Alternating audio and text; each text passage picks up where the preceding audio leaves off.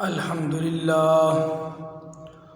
لله رب العالمين والصلاة والسلام على سيد الأنبياء والمرسلين أما بعد فأعوذ بالله من الشيطان الرجيم بسم الله الرحمن الرحيم قال الله تبارك وتعالى في القرآن المجيد والفرقان الحميد إن الله وملائكته يصلون على النبي يا أيها الذين آمنوا صلوا عليه وسلموا تسليما اللهم صل على سيدنا ومولانا محمد وعلى آل وصحاب سيدنا ومولانا محمد وبارك وسلم وصلوا عليه۔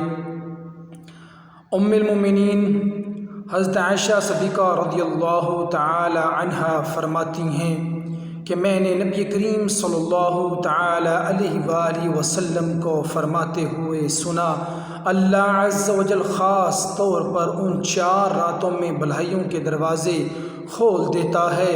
عید الاضحیٰ کی رات، نمبر 2 عید الفطر کی رات، شعبان کی 15ویں رات۔ اس رات میں مرنے والوں کے نام اور لوگوں کا رزق اور اس سال حج کرنے والوں کے نام لکھے جاتے ہیں۔ عرفات و ذی الحجہ کی رات اذان فجر تک۔ 15 شعبان المعظم کی رات بہت اہم ہے کہ اس میں نہ جانے کس کی قسمت میں کیا لکھ دیا جاتا ہے۔ غنیۃ الطالبین میں آیا ہے، بہت سے کفن دھل کر تیار رکھے ہوتے ہیں مگر کفن پہننے والے بازاروں میں گھوم پھر رہے ہوتے ہیں۔ بہت سے لوگ ایسے ہوتے ہیں کہ ان کی قبریں کھدی ہوئی تیار ہوتی ہیں مگر ان میں دفن ہونے والے خوشیوں میں مست ہوتے ہیں۔ بہت سے لوگ ہنس رہے ہوتے ہیں حالانکہ ان کی موت کا وقت قریب آ چکا ہوتا ہے۔ بہت سے مکانات کی تعمیر کا کام مکمل ہونے والا ہوتا ہے مگر ساتھ ہی ان مکانوں کے مالکان کی موت کا وقت بھی سر پر پہنچ چکا ہوتا ہے۔ حضرت عائشہ صدیقہ رضی اللہ تعالی عنہا سے روایت ہے، حضور اکرم صلی اللہ تعالی علیہ وآلہ وسلم نے ارشاد فرمایا، میرے پاس جبرائیل علیہ السلام آئے اور کہا، یہ شعبان کی 15ویں رات ہے، اس رات میں اللہ تعالی جہنم سے اتنے لوگوں کو آزاد فرماتا ہے جتنے بنی کلب کی بکریوں کے بال ہیں، مگر کافر اور عداوت والے اور رشتہ کاٹنے والے اور ٹخنوں سے نیچے کپڑا لٹکانے والے اور والدین کی نافرمانی کرنے والے اور شراب کے عادی، ان لوگوں کی طرف اللہ تعالی نظر رحمت نہیں فرماتا۔ امام محمد غزالی رحمۃ اللہ علیہ فرماتے ہیں، شراب کا عادی، زنا کا عادی، ماں باپ کا نافرمان، رشتہ داروں سے قطع تعلق کرنے والا، نشے باز اور چغل خور کی اس رات بخشش نہیں ہوگی۔ ایک روایت میں نشے باز کی جگہ تصویریں بنانے والا بھی آیا ہے۔ اسی طرح گہان جادوگر، تکبر کے ساتھ پاجامہ یا تہمت ٹخنوں کے نیچے لٹکانے والا، 2 مسلمانوں کے درمیان پھوٹ ڈلوانے والا اور کسی مسلمان سے کینہ رکھنے والے پر بھی اس رات مغفرت سے محرومی کی وعید ہے۔ چنانچہ تمام مسلمانوں کو چاہیے اگر خدا نخواستہ وہ متذکرہ گناہوں میں سے کسی گناہ میں ملوث ہے تو شب برات کے آنے سے پہلے ہی سے دل سے سچی توبہ کر لے اور تمام معاملات صاف کر لے۔ حضرت علی کرم اللہ وجہ الکریم سے مروی ہے کہ نبی کریم صلی اللہ تعالی علیہ وآلہ وسلم کا فرمان عظیم ہے کہ جب 15 شعبان کی رات آئے تو اس میں قیام یعنی عبادت کرو اور دن میں روزے رکھو، بے شک اللہ غروب آفتاب کے بعد آسمان دنیا پر خاص تجلی فرماتا ہے کوئی مجھ سے مغفرت طلب کرنے والا کہ میں اسے بخش دوں، ہے کوئی روزی طلب کرنے والا کہ اسے روزی دوں، ہے کوئی مصیبت زدہ کہ اسے عافیت عطا کروں، ہے کوئی ایسا اور یہ اس وقت تک فرماتا رہتا ہے یہاں تک کہ فجر طلوع ہو جائے۔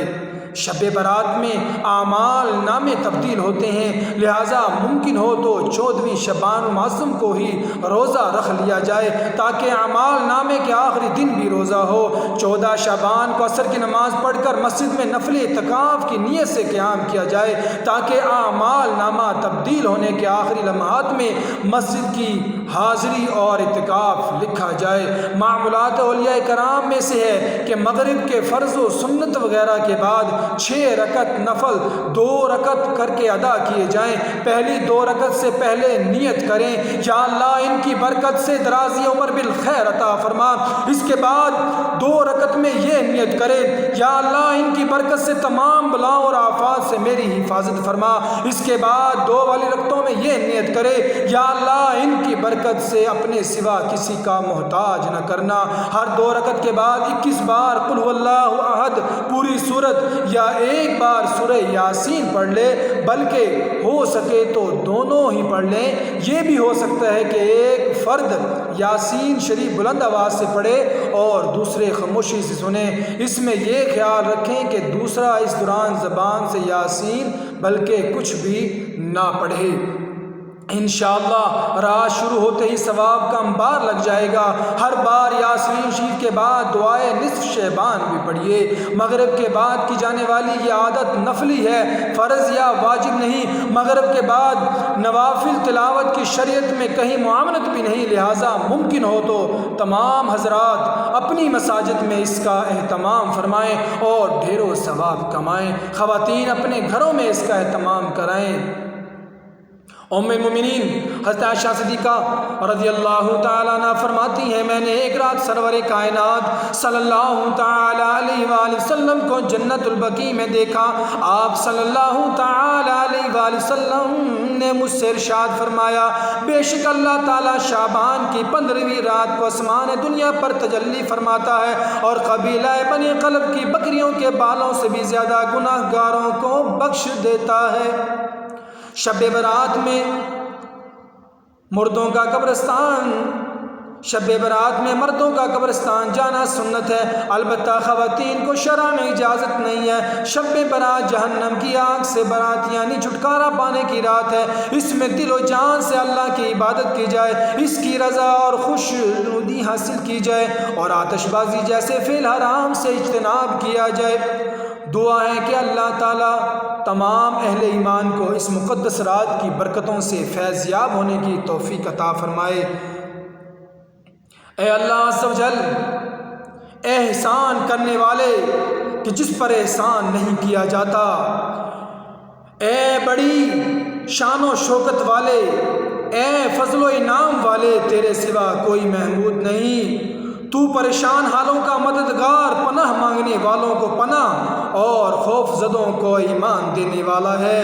اے اللہ، اگر تو نے اپنے یہاں ام الکتاب یعنی لوح محفوظ میں مجھے شقی بدبخت مجرم دھتکارا ہوا اور رزق میں تنگی دیا ہوا لکھ چکا ہے تو اے اللہ اپنے فضل و کرم سے میری بدبختی، محرومی، ذلت اور رزق کی تنگی کو مٹا دے اور اپنے پاس ام الکتاب میں مجھے خوشبخت رزق دیا ہوا اور بھلائیوں کی توفیق دیا ہوا مثبت فرما دے کہ تو نے ہی تیری نازل کی ہوئی کتاب میں تیرے ہی بھیجے ہوئے نبی کی زبان کا فرمانا اور تیرا فرمانا حق ہے۔ اللہ جو چاہے مٹاتا ہے اور ثبت کرتا ہے اور اصل لکھا ہوا اور اسی کے پاس ہے۔ اے اللہ تجلی اعظم کے وسیلے سے جو نصف شعبان مکرم کی رات میں کہ جس میں بانٹ دیا جاتا ہے ہر حکمت والا کام اور اٹل کر دیا جاتا ہے، یا اللہ ان تمام مصیبتوں اور مشکلات کو ہم سے دور فرما کہ جنہیں ہم جانتے اور جنہیں ہم نہیں جانتے، جبکہ تو انہیں سب سے زیادہ جاننے والا ہے۔ بے شک تو سب سے بڑھ کر قوت والا اور عزت والا ہے۔ اللہ تعالی ہمارے سردار محمد صلی اللہ تعالی وسلم پر اور آپ کی آل و صحاب پر درود و سلام بھیج۔ تمام خوبیاں سب جہاں کے پانے والے اللہ تعالیٰ کے لیے ہے۔ اے اللہ بچپن بچپن سے لے کے آج تک ہم سے جو بھی گناہ صغیرہ کبیرہ گناہ ہوئے یا اللہ عز و جل انہیں معاف فرما۔ یا اللہ عز و جل ہمیں 5 وقت کا نمازی بنا، آقا صلی اللہ تعالی علیہ وآلہ وسلم سے پکی سچی محبت کرنے والا بنا، ہر طرح کے گناہوں سے محفوظ فرما، ہر طرح کی بیماریوں سے محفوظ فرما، ہر طرح کی مشکلات سے محفوظ فرما، آنے والی تمام مصیبتوں سے محفوظ فرما، کاروبار میں، رزق میں، مال و دولت میں، علم میں، عمل میں، عزت میں، صحت میں برکت عطا فرما۔